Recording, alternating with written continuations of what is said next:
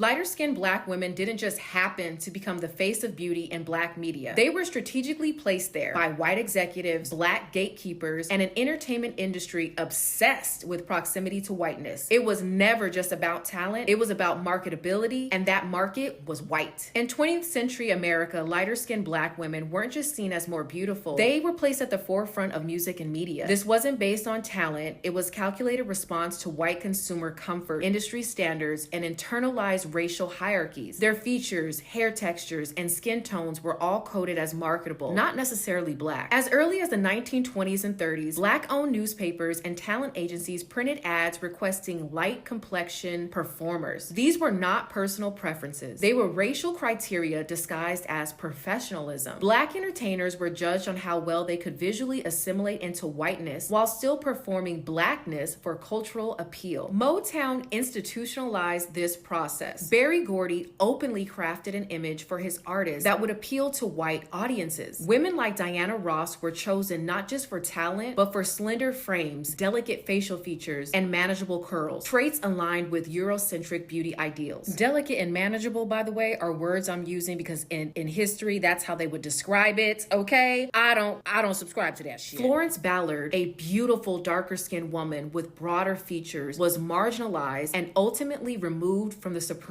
Gordy's team hired posture coaches, diction instructors, and stylists, not to elevate Blackness, but to refine it into something white audiences could accept. This continued into the 1990s and early 2000s, particularly in hip-hop and R&B video culture. Industry casting calls use language like no dark-skinned girls, favoring racially ambiguous or light-skinned women with looser curls and slim noses. These weren't isolated decisions. They were consistent, industry-wide practices. Though not legislated, they operated as de facto policies that defined who was worthy of visibility. Even today, the effects persist. A 2011 study by Villanova University found that lighter-skinned Black women received lighter prison sentences than darker-skinned women for the same crimes. In entertainment, that same bias plays out in brand deals, casting, and social media algorithms. This isn't about envy. This ain't about somebody being jealous of your light skin. It's about equity. Until we address the systems that created and sustain these hierarchies, we're not preserving history, we're repeating it. And if you're wondering why it's my business, why I'm talking about it, because when women who are darker than I am speak about it, you say stupid shit like, oh, y'all are just jealous of lighter skinned women. Y'all are just jealous because your face doesn't look like this, your hair doesn't look like that. No, they're saying it because it's true. They're saying it because it gets them killed. They're saying it because it gets them pushed out of school systems, out of jobs, out of the entertainment industry. They're saying it because it's fucking real.